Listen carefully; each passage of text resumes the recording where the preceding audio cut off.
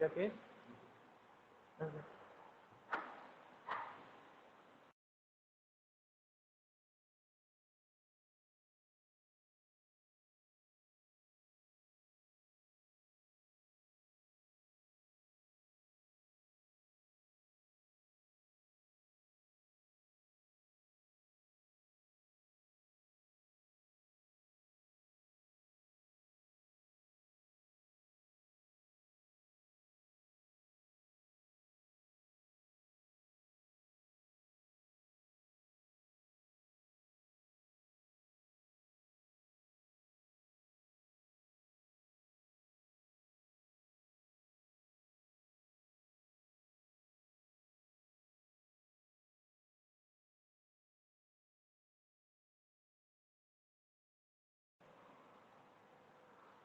कोई नहीं आ रहा क्या? आवाज आ रही है तो मेरी? आप सर आ रही है ना? Yes sir. चलो स्टार्ट कर देता हूँ मैं, छोटा सा टॉपिक है वो कंप्लीट कर लेंगे। ओके नहीं आ सर। रहा है। एरिया ऑफ ट्रायंगल बिल्कुल छोटा सा है टॉपिक, अभी जाएगा अगर कोई ज्वाइन नहीं भी करेगा उनको भी। सर ये वो पहले पढ़ा था वही है क्या? हाँ, एरिया ऑफ ट्रायंगल निकालना अपन ने 11th क्लास में देखा था कोऑर्डिनेट से। 10th क्लास में भी आता है ये वाला फॉर्मूला। उस फॉर्मूले को डिटरमिनेंट की हेल्प से अपन कैसे कर सकते हैं वो देखेंगे। 11th में भी मैंने बताया था तुम लोगों को। डिटरमिनेंट जब आएगी 12th क्लास यस में सर। उसकी हेल्प से भी अपन एरिया ऑफ ट्रायंगल निकाल सकते हैं। तो एरिया ऑफ ट्रायंगल का जो फॉर्मूला होता है वो तो अपन जानते ही ये होता है। मान लो अगर किसी ट्रायंगल के कोऑर्डिनेट ये दे रखे अपने को, ये एक ट्रायंगल है जिसके तीन जो पॉइंट है इनके कोऑर्डिनेट दे रखे हैं। इसका कोऑर्डिनेट है x1 y1, इसके कोऑर्डिनेट है x2 y2 और इसके कोऑर्डिनेट है x3 y3। तो इसका फॉर्मूला पता है तुम लोग को? इसका एरिया कैसे निकालते हैं? इसका एरिया का फॉर्मूला ये वाला फॉर्मूला देखा था, 1/2 modulus of x1 y1 minus sir sorry आपकी x1। वॉइस ही नहीं आ रही, अटक अटक के आ रही है। आ गई सर। चलो एक मिनट वापस आ रही है ना? सर आ गई। हाँ। तो देखो ये एक ट्राइंगल दे रखा है जिसके coordinate x1 y1 x2 y2 x3 y3 है। तो इसको अपन कैसे इसका एरिया निकाल सकते हैं? x1 into y1 y2 minus y3 plus x3 into y1 minus y2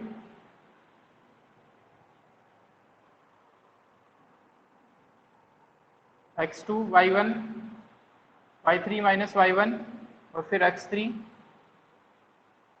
y1 minus y2। ये वाला फॉर्मूला अपन ने ये पता है तुम लोगों को? 10th क्लास में भी आता है। Yes sir. ठीक है ना? इस फॉर्मूले को अपन डिराइव कर सकते हैं,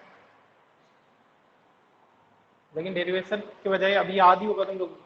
1/2 x1 y2 minus y1 x1 into y2 minus y3 x2 into y3 minus y1 plus x3 y1 minus y2। ये एक ऑर्डर याद रखना है, जैसे x1 plus x2 plus x3, फिर यहाँ पे 1 है तो 2 3 1 2 3, यहाँ पे 2 है तो 2 3 1, यहाँ पे 3 है तो 3 1 2। एक सीक्वेंस चलेगी है ना, एक साइक्लिक ऑर्डर में चलते हैं ये वाले फॉर्मूले। तो सिंपल है याद रखना।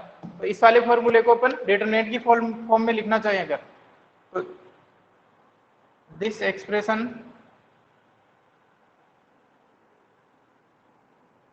Can be written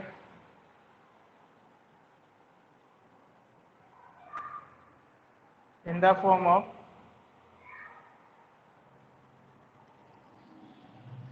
determinant।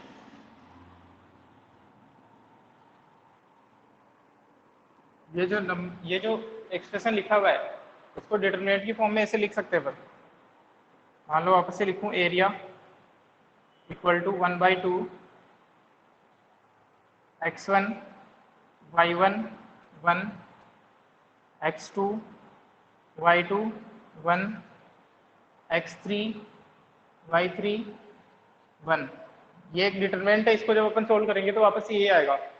इस डिटरमिनेंट को सोल्व करके चेक कर सकते हो तुम, वापस से वही आ जाएगा। ठीक है ना?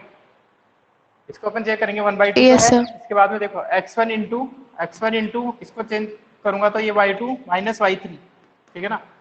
यहाँ पे है, यहाँ इसके हिसाब से आएगा प्लस माइनस आएगा, तो बट माइनस आएगा तो देखो इसके हिसाब से क्या हो जाएगा फिर y1 माइनस y3, बट यहाँ पे दिया हुआ y3 माइनस y1, क्योंकि यहाँ पे माइनस था उसको प्लस करेंगे तो अंदर वाले साइन चेंज हो जाएंगे। इसी तरीके से फिर x3 y1 माइनस y2 हो जाएगा। तो इस एक्सप्रेशन को ऐसे लिख सकते हैं। तो डिटरमिनेंट अगर अपने को 3 कोऑर्डिनेट दे रखे हैं किसी ट्राइंगल के 3 पॉइंट के कोऑर्डिनेट अपने को गिवन है, तो उसको अपन डिटरमिनेंट की हेल्प से उसका एरिया निकाल सकते हैं इस एक्सप्रेशन से। बिल्कुल सिंपल है, 1/2 x1 y1 1 x2 y2 1 x3 y3 1, ये हो जाएगा डिटरमिनेंट का फॉर्मूला, सॉरी ट्राइंगल के एरिया का फॉर्मूला जिसके कोऑर्डिनेट गिवन हो डिटरमिनेंट की हेल्प से। ठीक है ना। तो देखो अब इसमें क्या कर सकते हैं अपन। अच्छा, एरिया हमेशा पॉजिटिव होता है, एरिया नेगेटिव तो होता नहीं है। एरिया जो है हमेशा पॉजिटिव होता है, इसीलिए अगर यहाँ पे कोई क्वांटिटी नेगेटिव भी आ जाती मान लो, देखो फर्क पड़ता है। मान लो 3 कोऑर्डिनेट इस तरीके से दे रखे किसी ट्राइंगल के, देखना एक बार, ये ट्राइंगल के कोऑर्डिनेट दे रखे हैं 1, 2, 2, 3 -3, 5 इस तरीके से कोऑर्डिनेट दे रखे हैं, है ना।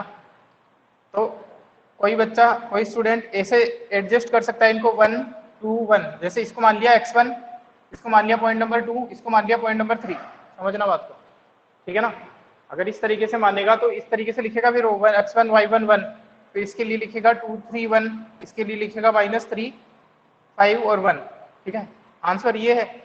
और अगर किसी बच्चे ने इस तरीके से मान लिया, मान लो इनको इंटरचेंज कर देता है, ठीक है ना, इसको मान लिया 1, इसको मान लिया 3, इसको 2 ही रहने देते हैं ना, 1, 2, 3 इस तरीके से मान लिया किसने, तो वो जब एक्सप्रेशन लिखेगा तो कैसे लिखेगा फिर, वो लिखेगा सबसे पहले ये वाला पॉइंट -3, 5, 1, फिर यहाँ पे 2, 3, 1, और यहाँ पे क्या लिखेगा फिर लास्ट में 1, 2, 1। देखो इन दोनों डिटरमिनेंट में क्या चेंज है, थोड़ा सा इन दोनों डिटरमिनेंट में छोटा सा चेंज ये है कि ये R1 और R3 आपस में इंटरचेंज हुई है। इसमें ये R1 और R3 आपस में क्या हो रखी है, इंटरचेंज हो रखी है ना दोनों में। तो अगर R1 अपन ने ये प्रॉपर्टी देखी थी कि किसी भी डिटरमिनेंट में अगर दो रोज को अगर आपस में इंटरचेंज करते हैं तो उसकी वैल्यू नेगेटिव हो जाती है। तो अगर मान लो यहाँ पे पॉजिटिव वैल्यू कुछ आएगी तो उसी का नेगेटिव नंबर यहाँ पे मिलेगा अपने को, ठीक है। बोलो यस सर। ठीक है। तो इसका मतलब ये हुआ, लेकिन है तो एरिया सेम ट्राइंगल का ही। यहाँ पे मान लो 80 आ रहा है तो यहाँ पे -80 मिलेगा, यहाँ पे यहाँ पे 80 आ रहा है तो यहाँ पे -80 मिलेगा, लेकिन है तो एरिया ट्राइंगल का, एक ही ट्राइंगल का ना, तो एरिया नेगेटिव तो हो नहीं सकता है। तो उस केस में अपने को क्या करना पड़ेगा, अगर नेगेटिव क्वांटिटी आती है तो भी उसका मॉड्यूलस लेके उसको पॉजिटिव कर देना है, ठीक है ना। एरिया कभी नेगेटिव नहीं आएगा। अपने को जो भी रिजल्ट आता है, और हो कैसे सकता है नेगेटिव आने का, देखो अगर किसी बच्चे ने इस तरीके से लिया है तो उसका हो सकता है पॉजिटिव आ रहा है, तो अगर इस तरीके से लेगा तो नेगेटिव आ जाएगा, लेकिन नेगेटिव आ भी जाता है तो एरिया क्योंकि नेगेटिव नहीं होता है अपने को वापस से उसको पॉजिटिव करना है ना। सर ये बताओ वापस। इतनी देर कहाँ थे सर ज्वाइन ही नहीं हुई इतनी देर से। क्यों सर क्या पता क्या कारण होगा ना कुछ। देखो इधर ये ट्राइंगल के एरिया का फॉर्मूला ये वाला तो आप लोगों को पहले से ही पता है, 10th में भी आया था, 11th में भी बताया था मैंने। ये वाला फॉर्मूला है। अगर किसी ट्राइंगल के 3 कोऑर्डिनेट दे रखे हो x1 y1 x2 y2 x3 y3, तब उसका एरिया निकालने के लिए ये वाला फॉर्मूला यूज करते थे अपन। Area equal to 1/2 x1 y2 minus y3 plus x2 y3 minus y1 plus x3 y1 minus y2, ठीक है। इसको याद रखना तो बिल्कुल ईजी है, x1 plus x2 plus x3, और बाकी सीक्वेंस मेंटेन रखनी है, 1 2 3 2 3 1 3 1 2, 1 2 3 का साइक्लिक ऑर्डर है, ठीक है ना। 1 2 3 का साइक्लिक ऑर्डर चल रहा है यहाँ पे, 1 2 3 इसी ऑर्डर में चलना है अपने को, कहीं से भी स्टार्ट हो रहा है। जैसे यहाँ पे 2 से स्टार्ट हो रहा है तो 2 3 1, यहाँ पे 3 से स्टार्ट हो रहा है तो 3 1 2, ठीक है ना। इस तरीके से इस फॉर्मूले को याद रख सकते हैं। और दूसरी बात, अब इसी एक्सप्रेशन को, ये जो लिखा हुआ है इस एक्सप्रेशन को डिटरमिनेंट की हेल्प में, डिटरमिनेंट के फॉर्म में ऐसे लिख सकते हैं अपन, 1/2 को 1/2 रहने दो, और ये जो लिखा हुआ है मॉड्यूलस के अंदर क्वांटिटी, उसको लिख सकता हूँ मैं इस तरीके से। आप सोल्व करके देख लो, ये जो डिटरमिनेंट लिखी हुई है उसका रिजल्ट ये आएगा, x1, इसको दोनों को डिलीट करेंगे तो y2 माइनस y3, इसी तरीके से आगे के भी सोल्व करेंगे तो सेम आएगा। तो इस डिटरमिनेंट को ऐसे लिख सकते हैं। तो इसका मतलब ये हुआ, अगर मेरे को अब से कभी 3 कोऑर्डिनेट दे रखे होंगे तो डायरेक्ट डिटरमिनेंट की हेल्प से निकाल सकता हूँ मैं, और इस डिटरमिनेंट को सोल्व करना भी ईजी है। क्योंकि इसमें से इसको माइनस करूंगा ये 0 हो जाएगा, इसमें से इसको माइनस करूंगा ये 0 हो जाएगा, 2 0 हो जाएंगे तो एक को आराम से एक्सपेंड कर सकते हैं, डायरेक्ट उसका एरिया निकल के आ सकता है, ठीक है ना। लेकिन दूसरी बात ये भी है कि डिटरमिनेंट की वैल्यू तो पॉजिटिव और नेगेटिव हो सकती है ना, लेकिन एरिया तो हमेशा पॉजिटिव होता है। तो मान लो अगर ये डिटरमिनेंट की वैल्यू आती है नेगेटिव, जैसे अपने यहाँ पे ये जो क्वांटिटी है इसका अपन ने मॉड्यूलस क्यों ले रखा था यहाँ पे, कि अगर ये वाली क्वांटिटी नेगेटिव भी आती है तो उसको वापस से क्या कर देंगे अपन, पॉजिटिव कर देंगे, क्योंकि एरिया कभी नेगेटिव नहीं होता है।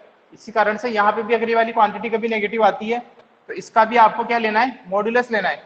अंदर वाला जो वर्टिकल लाइंस है वो डिटरमिनेंट के लिए है और बाहर वाली मॉड्यूलस के लिए है, ठीक है। तो जो क्वांटिटी आएगी उसका आपको मोड लेना है, उसको पॉजिटिव कर देना है, क्योंकि एरिया कभी भी नेगेटिव नहीं हो सकता है ना। यहाँ पे इंपॉर्टेंट नोट लिख लें,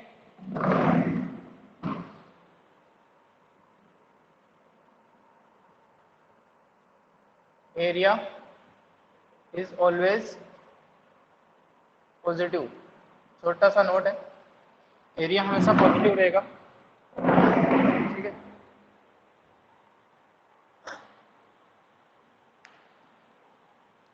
आ गई बात समझ में, इसका स्क्रीनशॉट लो, इसलिए इसका मोड लेना है अपने को। फॉर्मूले में आप लोग केवल डिटरमिनेंट ही लिखे, ये बार मॉड्यूलस वाला साइन नहीं लगाए, ये तो केवल याद रखने के लिए कि अगर नेगेटिव आएगा तो उसको वापस से अपन पॉजिटिव कर लेंगे। अनिकेत समझ में आया? अनिकेत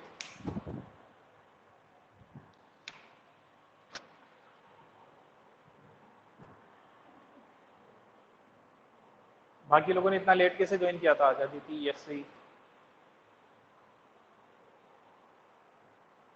सर वो आज रोहित सर ने कुछ ज्यादा ही पढ़ा दिया। इसका स्क्रीनशॉट लो,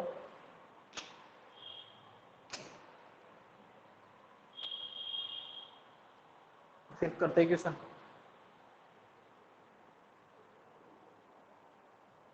ये नोट में कुछ और भी ऐड करेंगे अपन ना। नंबर 1 है एरिया इज ऑलवेज पॉजिटिव। अच्छा एक बात बताना, मान लो अगर किसी ट्राइंगल का एरिया 0 है, ट्राइंगल का एरिया 0 है, इसका क्या मतलब हुआ? कोई बता सकता है? अगर किसी ट्राइंगल का एरिया 0 आ जाएगा तो कब आ सकता है? देखो एक बार, जैसे ये वाला ट्राइंगल इस तरीके से बन रहा है, ये वाला ट्राइंगल बन गया मान लो ऐसे, x1 y1 x2 y2 x3 y3, ठीक है। एक केस ऐसा हो सकता है, फिर एक केस ऐसा भी हो सकता है कि बिल्कुल ही पास में आ जाए, इस तरीके का बन जाए मान लो ट्राइंगल, ये x1 y1, ये x2 y2 और ये x3 y3। तो इसी तरीके से ऐसे चलता चलता ये वाला जो पॉइंट है वो नीचे जा रहा है धीरे धीरे, है ना। ये वाला पॉइंट जो है वो नीचे की तरफ मूव कर रहा है। अगर ये वाला पॉइंट नीचे मूव करता करता इस वाली लाइन पे ही आ जाए मान लो, बिल्कुल यहीं पे आ जाए, तो ये x1 y1, ये x3 y3, ये है x2 y2। तो देखो क्या हो रहा है यहाँ पे, एरिया ऑफ ट्राइंगल जो है वो डिक्रीज हो रहा है। अगर बेस सेम है मान लो, अगर बेस सेम है तीनों ट्राइंगल का, चारों ट्राइंगल का बेस सेम है, तो यहाँ पे क्या हो रहा है, ये जो इसका वर्टेक्स ऊपर वाला ये धीरे धीरे नीचे डाउन हो रहा है ना। ये नीचे आता आता अगर बिल्कुल इस तरीके से आ जाए कि इसी लाइन पे आ जाए, बेस के ऊपर ही आ जाए, तो इस केस में एरिया धीरे धीरे डिक्रीज होता जा रहा है, ठीक है ना। एरिया डिक्रीज होते होते यहाँ पे कितना हो जाएगा एरिया, इस केस में एरिया कितना हो गया, 0 हो गया। बोलो रिया, आवाज आ रही क्या? Yes sir. तो इस केस में एरिया 0 हो जाएगा। इसका मतलब ये बोल सकता हूँ कि अगर 3 पॉइंट कोलिनियर हो, अगर 3 पॉइंट कोलिनियर हो तो उस केस में ट्राइंगल का एरिया कितना आ जाएगा, 0 आ जाएगा। यहाँ पे समझ में आ रहा होगा आपको क्लियरली। धीरे धीरे बेस सेम है अगर चारों ट्राइंगल का, और अगर ये ए पॉइंट धीरे धीरे नीचे की तरफ मूव करना स्टार्ट करे तो एरिया डिक्रीज होता जाएगा, डिक्रीज होता जाएगा, क्योंकि हाइट ऑफ द ट्राइंगल कम होती है इस केस में। बेस इंटू हाइट होता है, हाफ बेस इंटू हाइट। तो यहाँ पे हाइट जो है वो कम होती जा रही है, कम होती जा रही है, आगे कम होती होती अगर 0 ही हो जाएगी हाइट, ठीक है ना। तो उस केस में एरिया 0 हो जाएगा। इसका मतलब ये भी हो गया कि तीनों पॉइंट कोलिनियर है। तो अपन इसको रिवर्स यूज कर सकते हैं कि अगर 3 पॉइंट दे रखे हैं और उनसे बनने वाले ट्राइंगल का एरिया में निकालूं और वो 0 आ जाता है, तो उस केस में तीनों पॉइंट क्या हो जाएंगे, कोलिनियर हो जाएंगे। तो यहाँ से अपन कोलिनियरिटी भी चेक कर सकते हैं इस डिटरमिनेंट की हेल्प से अपन कोलिनियरिटी भी चेक कर सकते हैं, ठीक है ना। तो यहाँ पे सेकंड नोट ये हो सकता है, चलो ऊपर लिखो, एक चीज तो एरिया हमेशा पॉजिटिव रहेगा। दूसरी बात ये है कि अगर 3 पॉइंट दे रखे हैं और उनसे बनने वाले ट्राइंगल का एरिया 0 आ जाता है तो वो तीनों पॉइंट क्या है, कोलिनियर है। चेक करने को बोल सकता है कि 3 पॉइंट दे रखे हैं, चेक करके बताना है कि तीनों पॉइंट कोलिनियर है या नहीं, ठीक है। हो सकता है एक अननोन वैल्यू दे रखी हो, यहाँ पे कुछ के दे रखा हो, बाकी नंबर दे रखे हो, फाइंड द वैल्यू ऑफ के इफ एबीसी आर कोलिनियर, तो उस डिटरमिनेंट की वैल्यू को 0 कर देंगे।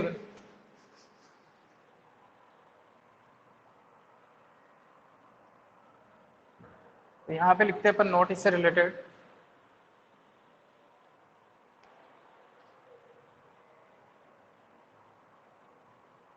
फर्स्ट है area of triangle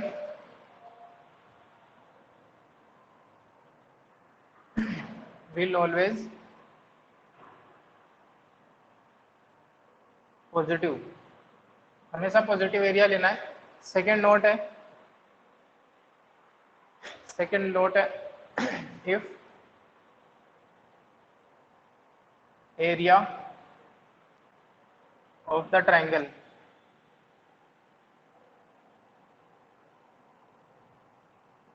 equal to 0, then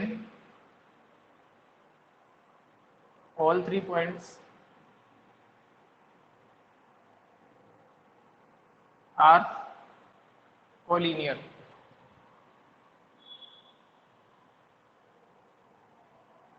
या फिर इसी कंडीशन को अपन डिटरमिनेंट की फॉर्म में चेक करना चाहिए, है ना। तो ऐसे लिख सकता हूं कि अगर इस डिटरमिनेंट की value x1 y1 1, x2 y2 1, x3 y3 1, अगर ये 0 हो जाता है तो इस केस में क्या है, this implies that x1 y1 x2 y2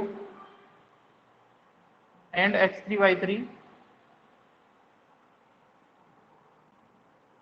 are collinear. देखो ये डिटरमिनेंट था, यहाँ पे 1/2 इसलिए हटा दिया क्योंकि 1/2 वापस इधर जाएगा तो 0 हो जाएगा अल्टीमेटली। तो अगर इस डिटरमिनेंट की value x1 y1 1, x2 y2 1, x3 y3 1, इस डिटरमिनेंट की वैल्यू 0 हो जाती है तो डायरेक्ट अपन बोल सकते हैं कि तीनों पॉइंट क्या होंगे, कोलिनियर होंगे, ठीक है।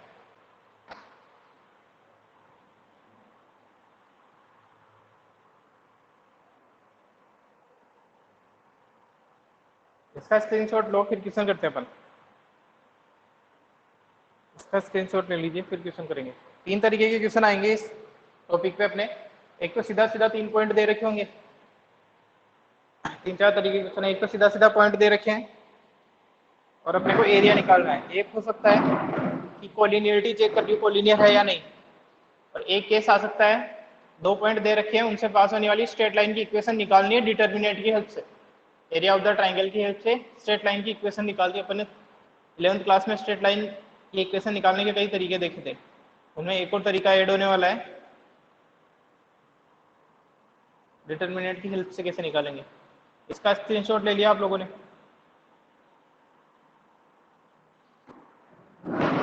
स्क्रीनशॉट ले लिया क्या? Yes sir. एक्सरसाइज निकालो 4.3। ये 2 चीजें याद रखना आपको।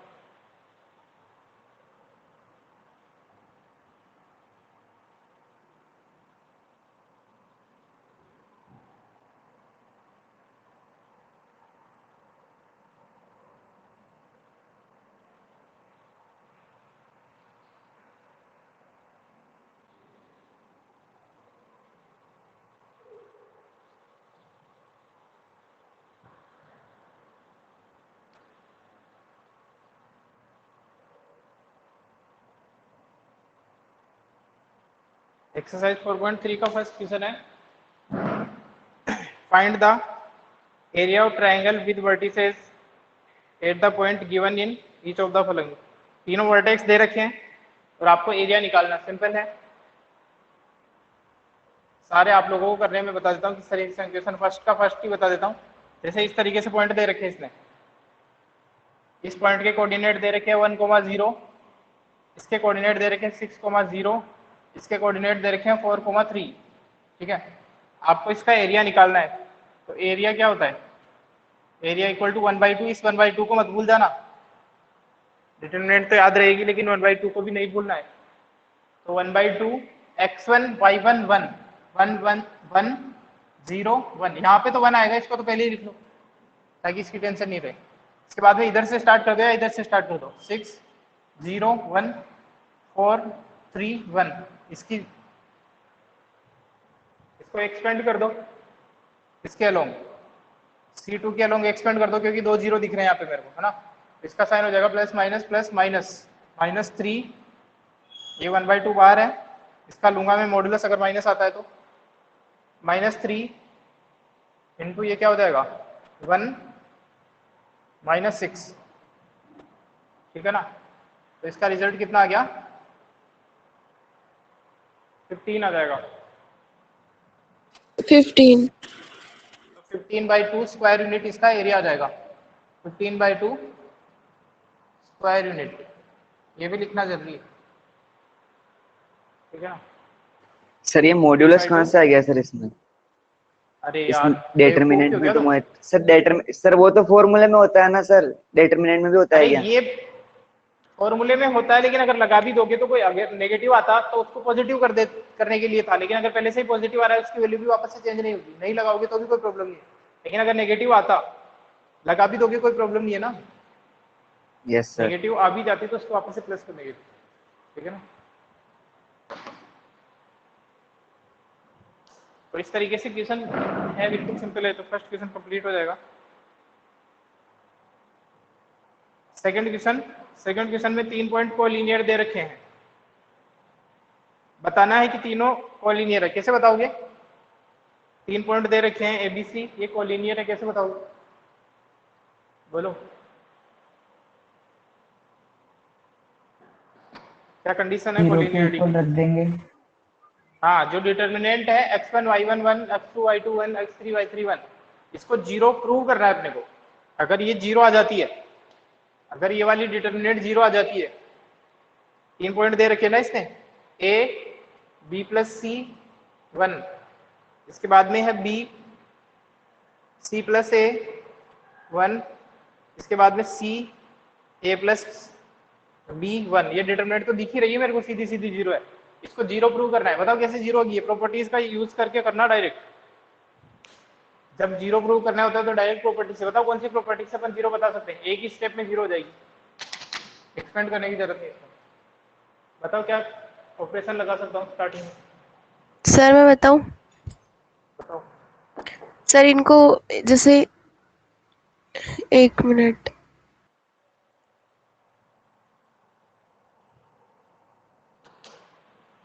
बिना सर एक्सपेंड करे बता। ये, सर इसको ऐड कर देंगे, किसको, ABC और ये B+C, ये C+A और A+B ये को। ऑपरेशन लगा सकते हैं, C1 yes change sir, to C1 plus C1 C2, plus C2, C1 plus ये C2। लगा दूंगा अगर मैं, तो यहाँ से a प्लस बी प्लस सी आ जाएगा। a प्लस बी प्लस सी को बाहर लूंगा तो 1 1 1 आ जाएगा। तो दो रोज जो आइडेंटिकल है, R1 sorry C1 C3 identical हो जाएंगे, तो डिटरमिनेंट क्या हो जाएगी 0 हो जाएगी डायरेक्ट, ठीक है ना। और अगर एक्सटेंशन से करना चाहो तो भी कर सकते हो, यहाँ तो कोई रेस्ट्रिक्शन नहीं है ना? लेकिन डायरेक्ट प्रॉपर्टी से हो जाएगा। इसी तरीके से थर्ड क्वेश्चन है, find values of k if area of triangle is 4 square unit. ऐसे क्वेश्चन में देखना, ऐसे क्वेश्चन में समझना एक बार, इसको नोट करने की जरूरत हो तो स्क्रीनशॉट लो जल्दी। फिर थर्ड क्वेश्चन के बारे में बताता हूँ। 2 क्वेश्चन है। अगर जब एरिया दिया हुआ है मेरे को, तो एक चीज मैंने बताई थी आपको कि अगर एरिया निकालना है और डिटरमिनेंट की वैल्यू नेगेटिव आ जाती है तो पॉजिटिव लेना है। लेकिन अगर आपको एरिया दिया हुआ है तो उस केस में आपको डिटरमिनेंट के दोनों साइन लेने, पॉजिटिव और नेगेटिव दोनों लेने। क्यों लेने, उसका कारण यहाँ पे बताता हूँ क्वेश्चन से।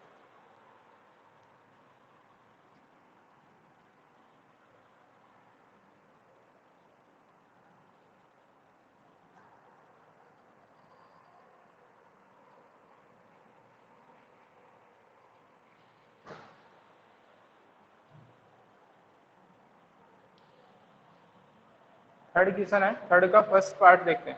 यहाँ पे अपने को एरिया दे रखा है 4 स्क्वायर यूनिट, ठीक है, और वर्टिसेस में दे रखा है K0 4 0 0 2।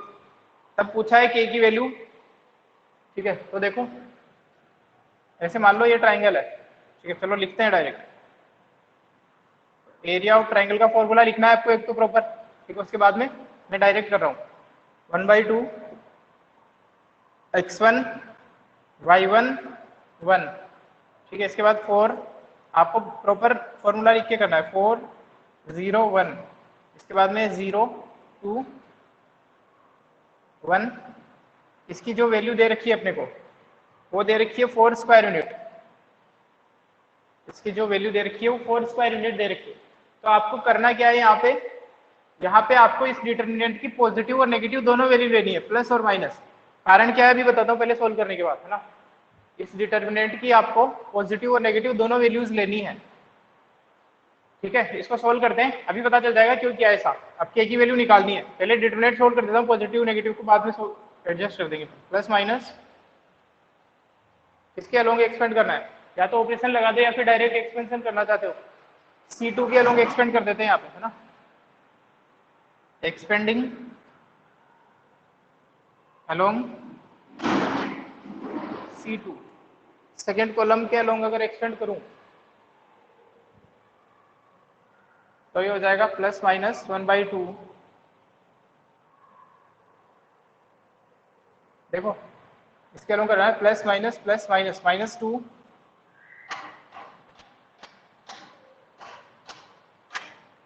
यह आ जाएगा K -4, ठीक है ना, यह आ जाएगा। और इसकी वैल्यू कितनी है 4 है। ध्यान से समझ लेना इस क्वेश्चन को।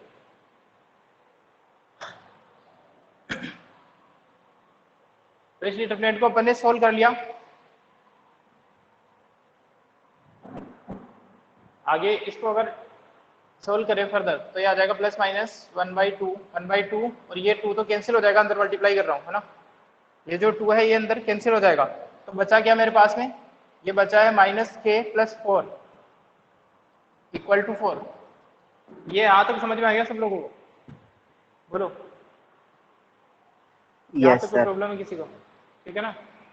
तो अब देखो एक बार पॉजिटिव साइन लेना है और एक बार नेगेटिव साइन लेना है, तो के की 2 वैल्यू आएगी मेरे पास में, इसलिए लिया था मैंने। और यहाँ पे 2 वैल्यू का क्या मतलब है वो भी पता चल जाएगा अभी। एक बार तो ले लेता हूँ पॉजिटिव साइन, ठीक है ना, यहाँ पे ले लेता हूँ नेगेटिव साइन। जब मैं यहाँ पे पॉजिटिव लूंगा तो ये आ जाएगा -K + 4 = 4, दैट इज K = 0 आ जाएगा यहाँ से एक आंसर, ठीक है ना। ऐसे क्वेश्चन के 2 आंसर आते हैं। यहाँ पे अगर मैं नेगेटिव लूँ इसमें तो कोई प्रॉब्लम नहीं होगा, अगर पॉजिटिव ले रहे हो तो -K + 4 = 4 है, तो 4 4 0 हो जाएगा, K = 0 आ जाएगा। अगर नेगेटिव लेता हूँ तो ये आ जाएगा -K + 4 = 4, तो ये हो गया K -4 = 4, that is K = 8। K की 2 वैल्यू आएगी अपने पास में, और इन K की 2 वैल्यू का क्या मीनिंग है इसको अपन समझने की कोशिश करते हैं। तो इसका मतलब ये हो गया कि अपने पास में जो पॉइंट है, पॉइंट क्या क्या हो सकते हैं।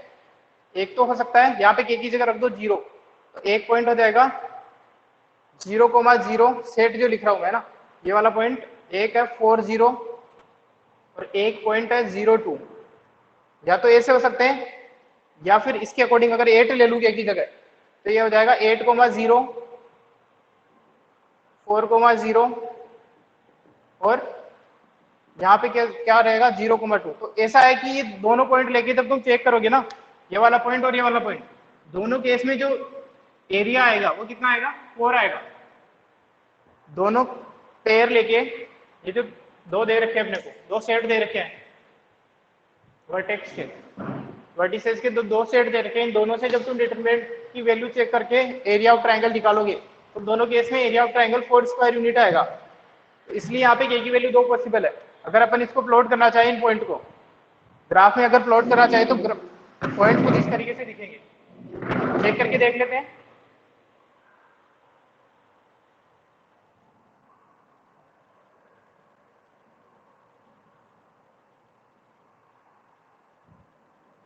सारे पॉजिटिव है ना, तो इस तरफ बनाता हूँ।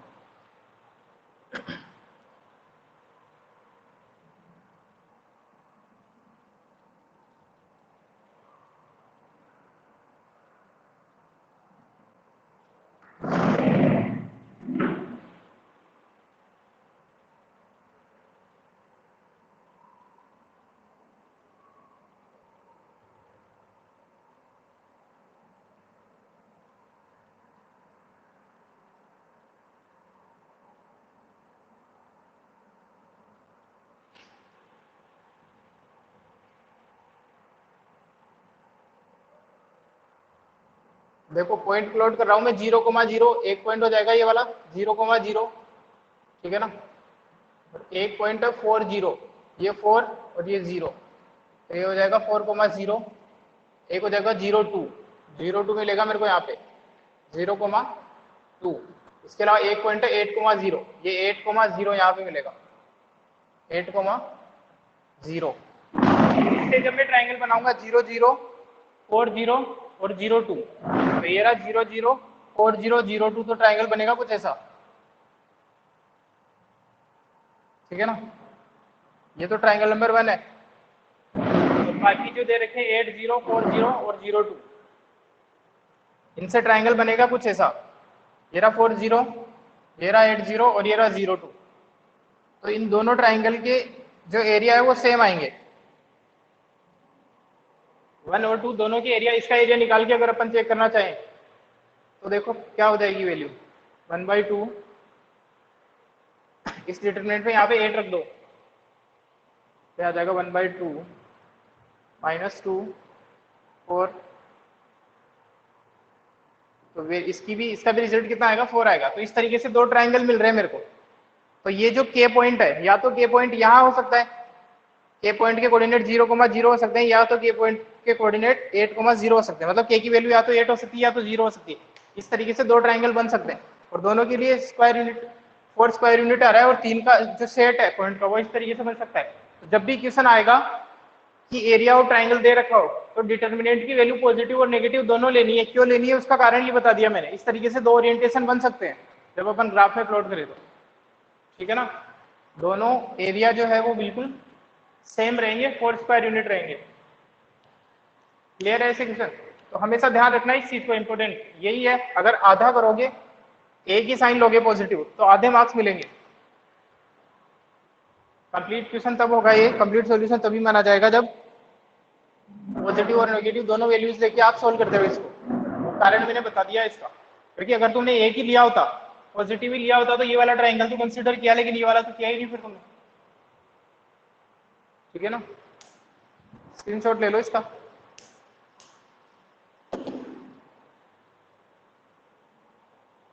क्लियर है ये क्वेश्चन? इसमें कोई डाउट है किसी को? हमेशा ध्यान रखना इस चीज को। स्क्रीनशॉट ले लिया आपने इसका?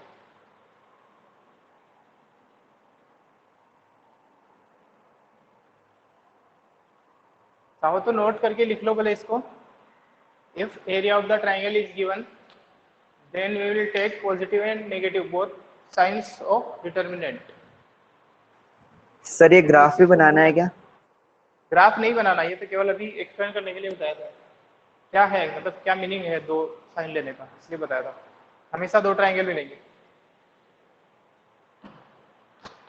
ठीक है ना।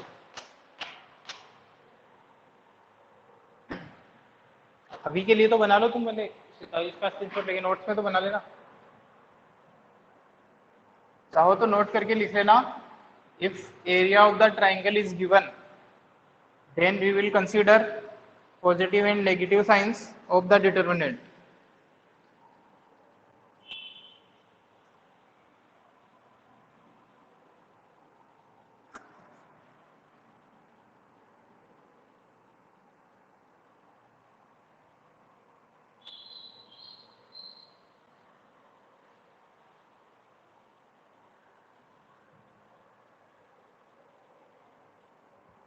तो इस तरीके से आप लोगों का फोर्थ क्वेश्चन कंप्लीट होगा। सेकंड जो पार्ट है उसका भी ऐसे ही है, एग्जांपल भी सारे करना आपको। अब देखते हैं find the equation of straight line. Straight line की इक्वेशन कैसे निकालते हैं, अगर आपको बिल्कुल इजी है ये भी। अगर दो पॉइंट दे रखे हैं तो स्ट्रेट लाइन की इक्वेशन कैसे निकालते हैं ना।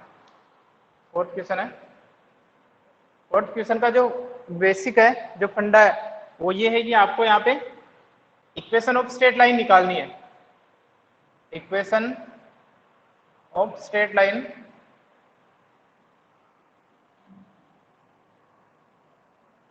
Equation of straight line using determinant. Determinant की हेल्प से निकालनी।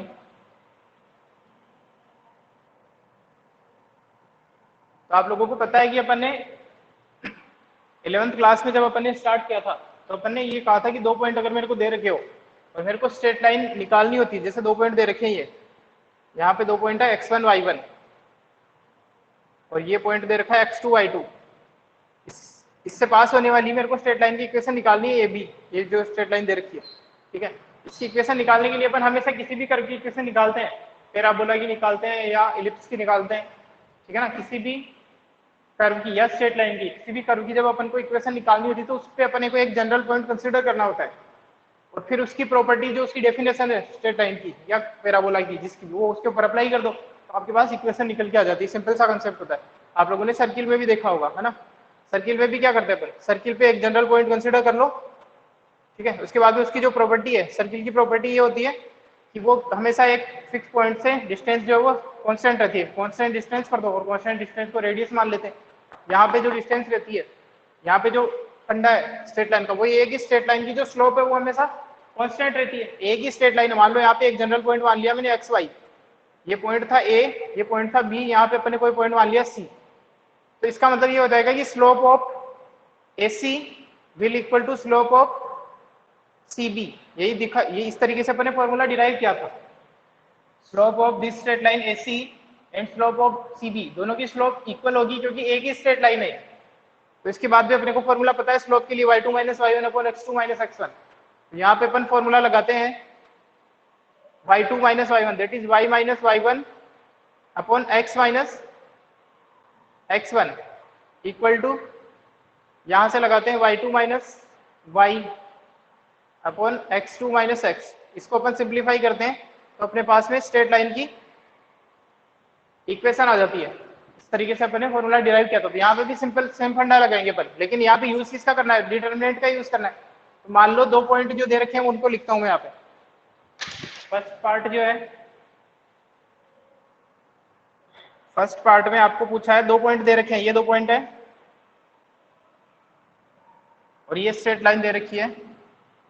ए पॉइंट दे रखा है लेट्स सपोज 1,2 और बी पॉइंट के जो कोऑर्डिनेट है वो है 3,6, है ना। कोई पॉइंट मान लो यहाँ पे,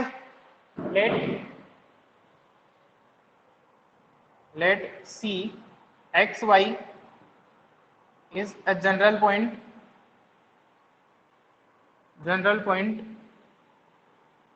on straight line passing through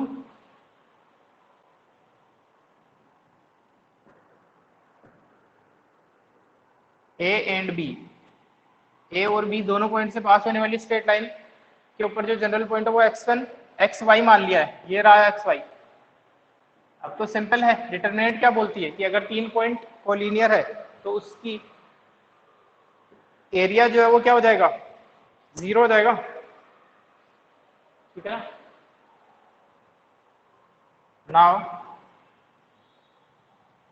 A, B, C are collinear. Therefore, area of triangle ACB will be equal to 0. Area of the triangle 0 हो जाएगा ना। तो यहाँ पे फॉर्मूले में रख दो, किसी भी तरीके से रख दो, x, y, 1, 1, 2, 1, 3, 6, 1 इक्वल टू 0। यहाँ से सोल्व कर लो इसको, x into 2 minus 6 that is equal to -4 minus y, ये हो जाएगा 1 माइनस 3 दैट इज -2 प्लस 1, ये हो जाएगा 6 माइनस 6 0 इक्वल टू 0। तो स्ट्रेट लाइन की इक्वेशन आ गई -4x plus 2y equal to 0। इसको और सिंप्लीफाई कर सकते हो अगर इसको यहाँ पे प्लस लाना चाह रहे हो तो ये स्ट्रेट लाइन की इक्वेशन आ जाएगी, ठीक है ना। कोई भी लीनियर इक्वेशन एक्स वाई में स्ट्रेट लाइन को रिप्रेजेंट करती है। इस तरीके से अगर इक्वेशन आता है स्ट्रेट लाइन का, इक्वेशन ऑफ स्ट्रेट लाइन निकालनी है with the help of determinant, तो ऐसे करना है। बिल्कुल बेसिक का यूज किया है अपन ने कि आप कोई जनरल पॉइंट मान लो और कंडीशन लगा दो। अगर यहाँ पे जनरल पॉइंट है इस पे, तो इसका मतलब AC भी एक लाइन पे है, तो उससे बनने वाले ट्राइंगल का जो एरिया है वो 0 है क्योंकि कोलिनियर हो जाते हैं। तो इस डिटरमिनेंट की वैल्यू 0 होगी, तो उसकी हेल्प से अपन ने इक्वेशन ऑफ स्ट्रेट लाइन निकाल दिया, ठीक है ना। आप लोगों की बुक में क्वेश्चन काफी कम दिए हुए हैं कंसेप्ट पे, तो आप लोग एग्जाम्पल वगैरह सारे अटेम्प्ट किया करो, और कुछ एक्स्ट्रा क्वेश्चन भी अगर मिल जाते हैं, अगर आप लोगों के पास एडवाइजर वगैरह है तो वहां से उनको भी प्रैक्टिस किया करो, क्योंकि अदरवाइज कंसेप्ट भूल जाओगे। छोटे छोटे कंसेप्ट है इजी, लेकिन भूल जाओगे तुम लोग। इसमें कोई प्रॉब्लम है किसी को? बोलो। मोहित, क्लियर है ये? Yes sir. ठीक है ना? तो इस तरीके से सेकंड क्वेश्चन भी स्ट्रेट लाइन का है, सेकंड मतलब इसका सेकंड पार्ट। और लास्ट जो दे रखा है, area of the triangle is 35 square, यहाँ पे वापस से के वाला है, देन वैल्यू ऑफ के इज, वापस से आपको प्लस माइनस लेना है, ठीक है ना? तो ये 4.3 कंप्लीट होती है। कल अपन स्टार्ट करेंगे माइनर्स एंड कोफैक्टर्स। माइनर्स और कोफैक्टर्स इंपॉर्टेंट है, क्योंकि इनवर्स ऑफ मैट्रिक्स जो अपन ने निकालना सीखा था एलिमेंट्री ऑपरेशन से, अब अपन यहाँ पे सीखेंगे inverse of matrix, that is multiplicative inverse, है ना? किसी भी मैट्रिक्स के लिए ऐसी मैट्रिक्स जिसको उससे मल्टीप्लाई करने पे सेम मॉडल की आइडेंटिटी मैट्रिक्स मिल जाए, तो उसको अपन मल्टीप्लिकेटिव इनवर्स या इनवर्स ऑफ मैट्रिक्स बोलते हैं। उस चीज को अपन डिटरमिनेंट की हेल्प से निकालना सीखेंगे। उसके लिए अपने को माइनर्स कोफैक्टर्स की जरूरत होगी। क्लास एंड करता हूं मैं आज के लिए, इसका स्क्रीनशॉट ले लो आप लोग।